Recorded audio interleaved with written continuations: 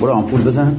آره مثل همیشه شالله شیرمردی نوکرت آقا جان. بزرگیه. آره آقا جان. خب دراز بکش.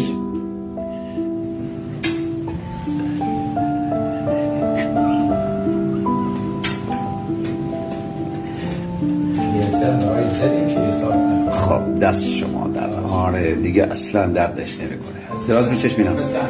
مثل همیشه. خب یسه آراد زدین. دست شما در نکنه. اون دکتر یاسین دیگه بزرگ شده. محمد یاسین مرد تمومیه ماشاءالله. خواهش بچش شلوار تو بچش پایین. خودش مرده. من بشی خلبان. تو من میخوام خلبان بشم.